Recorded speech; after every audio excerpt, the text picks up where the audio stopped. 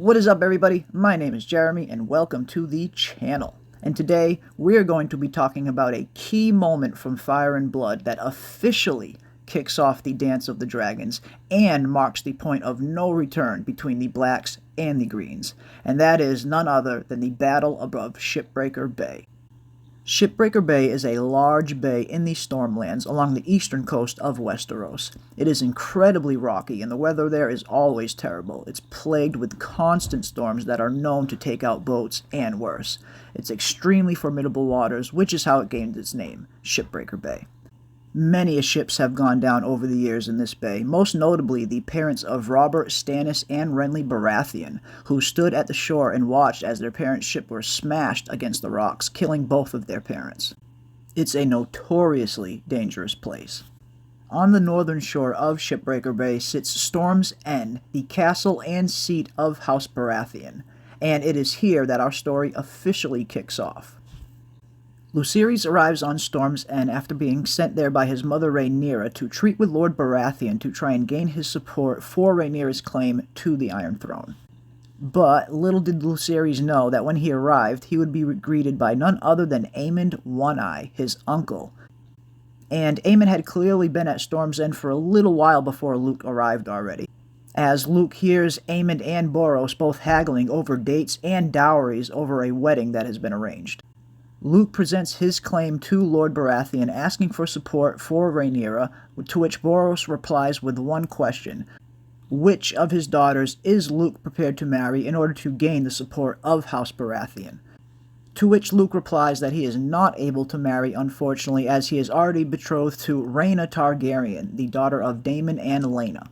To which point Borros furiously sends Luke away, swiftly ending any chance of an alliance between Borros Baratheon and Rhaenyra.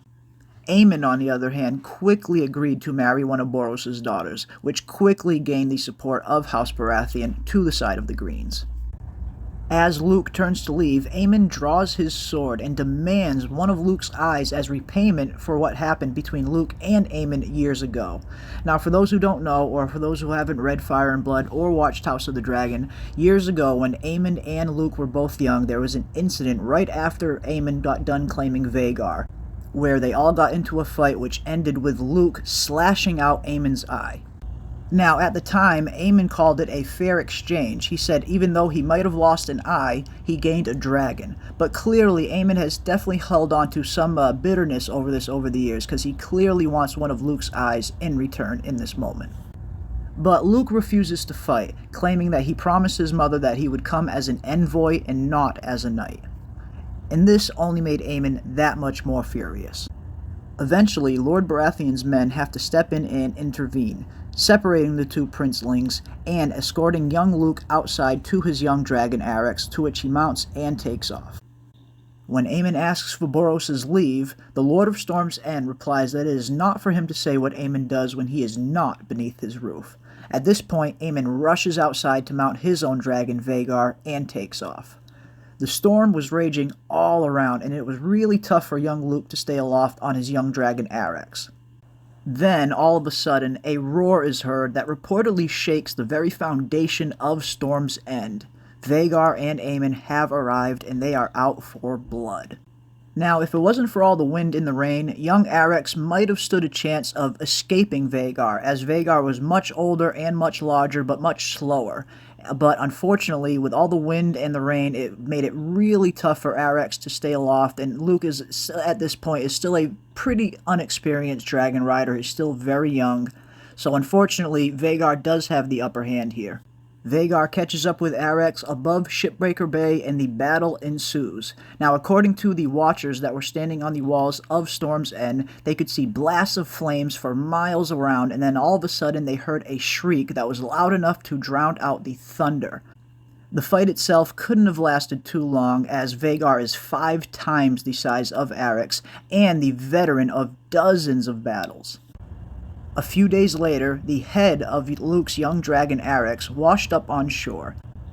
Now, as far as Luke himself goes, there are a few different conflicting reports as to what happened to him. One account states that Luke's body did indeed wash up on shore with that of his dragon, and Mushroom goes as far as to say that Aemond went ahead and cut out Luke's eyes post-mortem and presented them to Lord Baratheon's daughter on a bed of seaweed.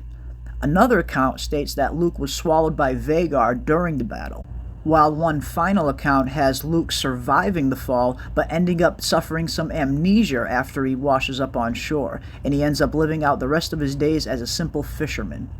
But a lot of these counts are widely discredited by maesters and septons that have studied this events, and most tend to think that Luke did die and his body was just never recovered and is lost at sea. Regardless of what happened, one thing we do know for sure is that the Battle Above Shipbreaker Bay marked the true beginning of the Dance of the Dragons, the point at which the War of Ravens came to an end and the War of Fire and Blood officially began.